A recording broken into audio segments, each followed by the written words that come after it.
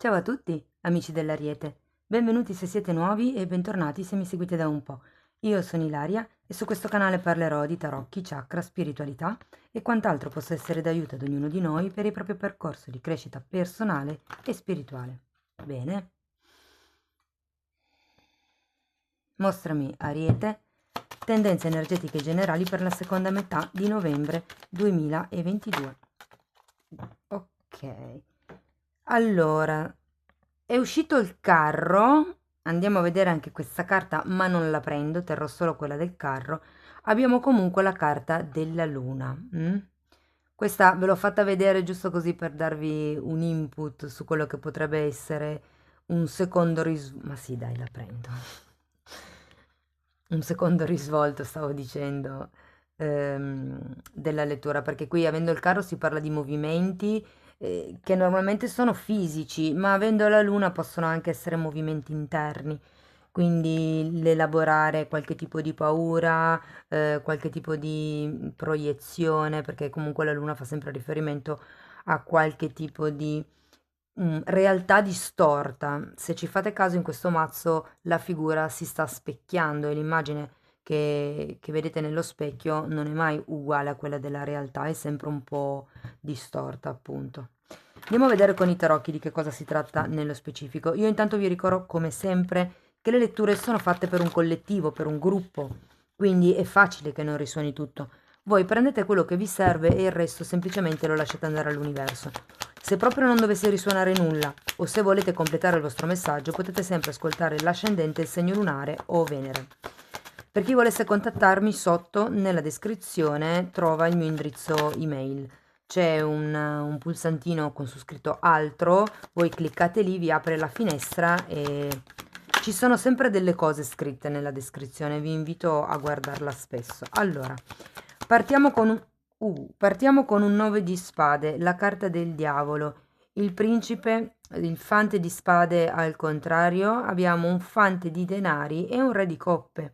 Tante figure, devo dire, in questa seconda parte del mese coinvolte nella vostra realtà. Partiamo da un 9 di spade, che è una carta comunque che mi parla di qualche tipo di preoccupazione. E vedendo il diavolo dopo, ragazzi, lo sento come un attanagliamento mentale, proprio come se ci fosse qualche cosa che vi stringe un po' la testa. Può anche darsi che soffriate di mal di testa. In tal caso un massaggio, semplicemente al cuoio capelluto potrebbe anche servire. Ehm, il 9 di spade, dopo lo andiamo a vedere con i mini tarocchi, però è sempre una carta che parla di preoccupazioni e ansie legate al passato. E qui vi ricordo che abbiamo la luna, è qualcosa dal passato che probabilmente vi sta ritornando a galla. Qui vediamo il diavolo, si può parlare di qualche condizionamento mentale, perché normalmente è un po' quello a cui fa riferimento. Per qualcuno potrebbe essere un condizionamento di tipo fisico, quindi una sorta di vincolo, magari un lavoro da cui non ci si riesce a svincolare, una situazione, una dinamica anche. Per qualcuno un vizio, un'attitudine o una brutta abitudine.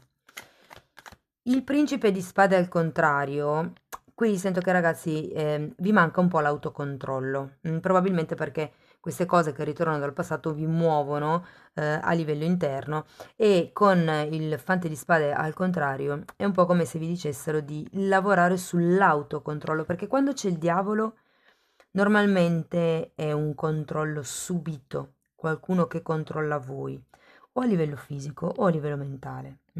Oppure parla di ego. È come se fosse un controllo comunque non consapevole, cioè è come se qualcun altro, diciamo, vi controllasse, che poi sia una persona fisica o il vostro ego, però è un po' come appunto questa dinamica un po' di comportarsi in base a delle credenze limitanti o dei vincoli che si sentono di avere. Qui vi dice di essere voi stessi a prendere in effetti in mano il controllo della vostra vita, che è quello che un po' manca probabilmente dovuto a questo diavolo. Il principe di denari o il cavaliere di denari vi invita a fare un passo per volta. Io so che molte volte si vorrebbe vedere il cambiamento tutto e subito, però qui abbiamo un cavaliere di denari. Bisogna mantenere un passo prudente in questo tipo di cambio, in questo tipo di trasformazione. C'è un re di coppe, ragazzi, nel futuro e potrebbe essere una persona che comunque vi viene in aiuto. Normalmente quando c'è un re di coppe si potrebbe parlare di un padre, di una persona amorevole, comunque generosa, aperta, compassionevole e fa anche riferimento molte volte alla figura del terapeuta. E qui per terapeuta intendo qualcuno che gestisca o maneggi comunque la medicina olistica, quindi l'omeopatia, l'agopuntura, ehm, i massaggi, insomma, ehm, energetici, come vi dico, Reiki o qualche cosa di questo genere. Abbiamo poi anche un 5 di spade e un 6 di spade, 5 e 6 entrambe di spade, quindi qui c'è il 5 di spade, io lo sento molto collegato comunque alla carta del diavolo. Potrebbero esserci delle discussioni, potrebbero esserci dei confronti anche solo, non necessariamente devono essere discussioni accese, oppure è come se ci fosse una sorta di rivalutazione mentale, perché comunque il 5 di spade parla sempre di una confusione, in realtà, di qualcuno che non riesce a essere obiettivo. Sono le vittorie della mente e vi dico, visto che il diavolo comunque parla del potere mentale, qui fate attenzione a non affrontare la discussione solo per il gusto di vincere la discussione in sé. Normalmente quando ci si confronta lo si fa per trovare un punto comune di incontro, un accordo che possa giovare a entrambe le parti. Quella è un confronto costruttivo. Diversamente, se si litiga solo per aver ragione, non si arriva a un accordo, non serve a niente discutere fondamentalmente. E qui con i 6 di spade c'è l'allontanamento a fine periodo di questo condizionamento, di questa situazione un po' pesante che vediamo qui con il diavolo a metà novembre. Andiamo a vedere con i mini tarocchi di che cosa si tratta nello specifico, cerco di darvi qualche informazione in più. Io intanto, per chi non lo sapesse, vi comunico che ho già iniziato a pubblicare gli oroscopi del 2023. C'è un primo oroscopo che è quello generale, che sarà poi seguito da altri tre oroscopi, nel senso che ognuno di questi tre oroscopi successivi sarà un approfondimento dell'oroscopo generale, quindi ci sarà un primo approfondimento che è già uscito per la crescita spirituale del 2023 e poi la prossima settimana pubblicherò quelli sull'amore e poi di seguito quelli sul lavoro e l'economia, ok? Trovate sempre tutto nelle playlist comunque. Se andate nelle playlist del canale ce n'è proprio una con gli oroscopi stagionali e annuali. Andiamo a vedere il 9 di spade. Abbiamo un altro 5 di spade che era già uscito qui, questa volta è al contrario. E un asso di bastoni, quindi in effetti come vi ho già anticipato qui c'è un, un passaggio, un inizio. L'asso di bastoni è come vi posso dire, un impulso, un'intenzione che fa partire un movimento, è un'azione, ok? Io credo che qui vi rendiate conto delle dinamiche che stavate, cioè, o meglio, che avete vissuto fino ad adesso. Adesso andiamo a vedere questo diavolo. Un 9 di bastoni, un 6 di spade nuovamente, quindi avete molto forte questa energia di 5-6 di spade. E qui abbiamo un 8 di bastoni. Credo che qui il punto sia semplicemente comunicare i vostri confini, perché abbiamo un 9 di bastoni e ci parla proprio di quello, di mettere dei paletti, sia da un punto di vista fisico, sia da un punto di vista energetico.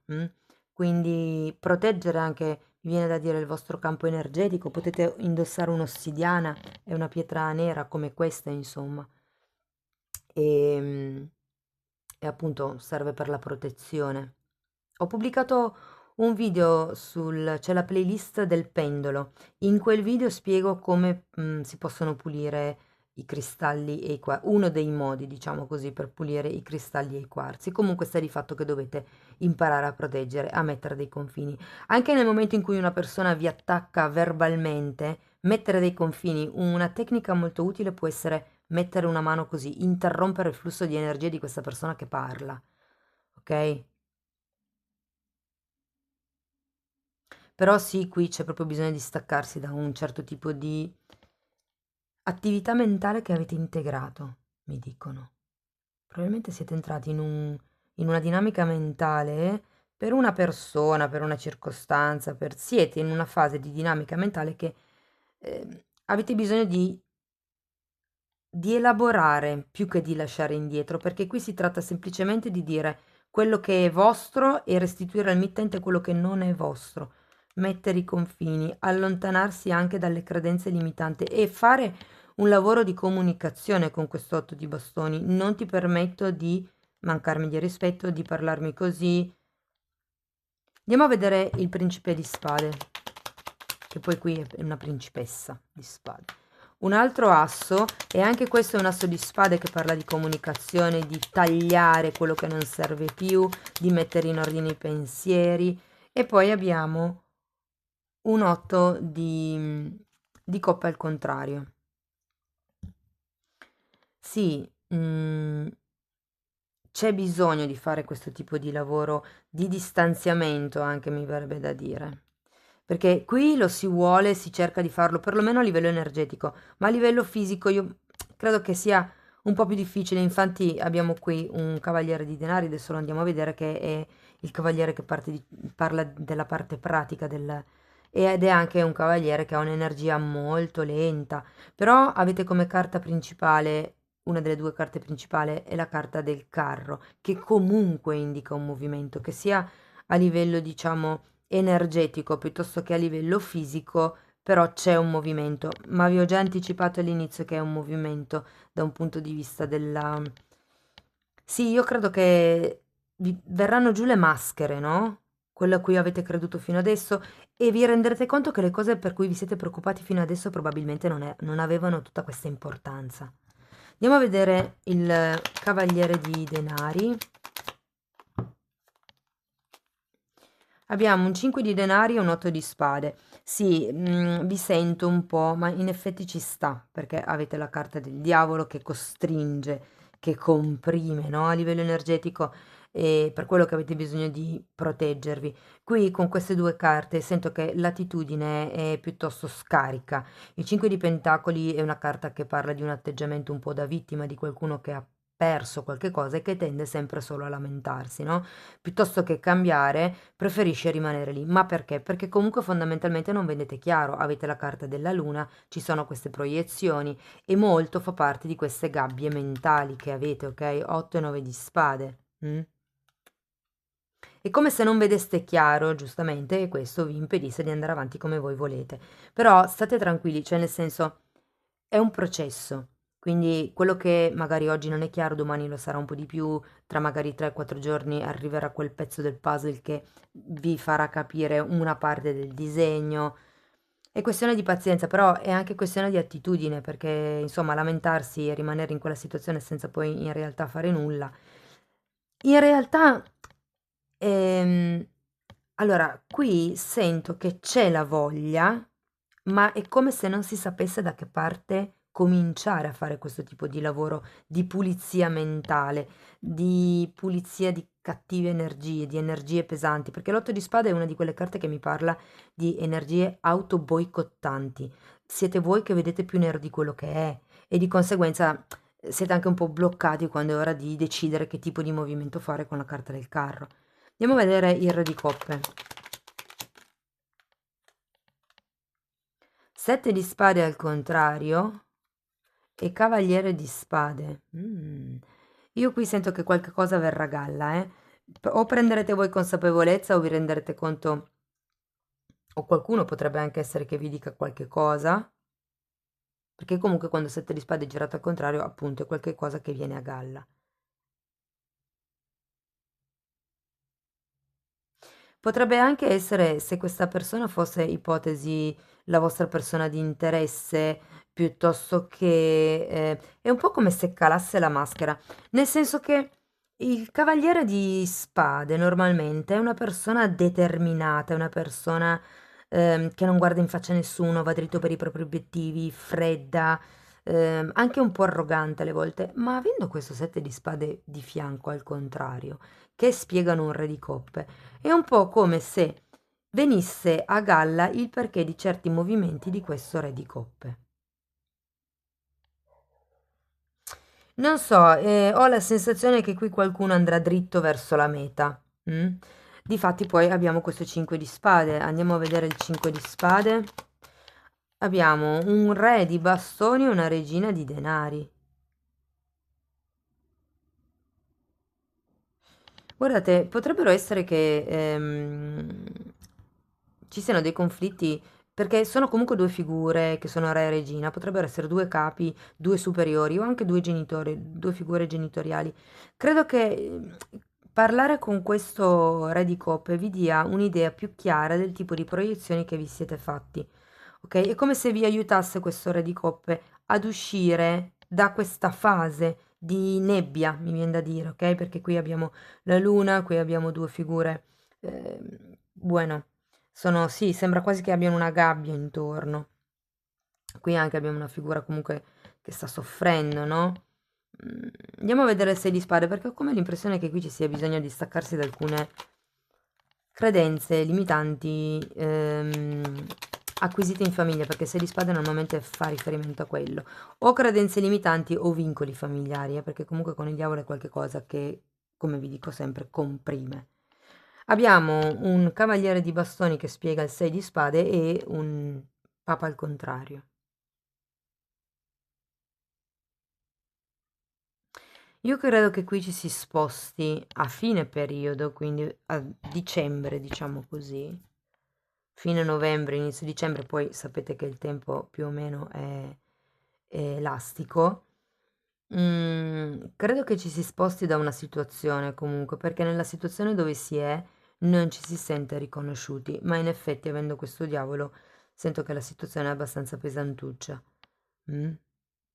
Però guardate, quando ci sono carte come il diavolo, la morte, la torre, io non le sento mai come carte negative, nel senso che sono energie un po' pesanti da elaborare, da vivere anche, questo è vero, però comunque sono energie che ci permettono di crescere perché ci mettono davanti al naso quello che non vogliamo vedere di solito e quindi ci obbligano un po' a fare una scelta consapevole per noi. Continuo in questa situazione che so che è tossica, so che non mi rende felice, so che mi svuota a livello energetico, so che non può nascere niente da questa situazione, oppure faccio un lavoro su me stesso, guardo in faccia la realtà, magari mi faccio aiutare, capisco quali sono le bugie che mi sono raccontato o raccontata fino adesso e prendo una decisione che sia per me, per andare verso quello che è il riconoscimento, anche proprio di voi stessi.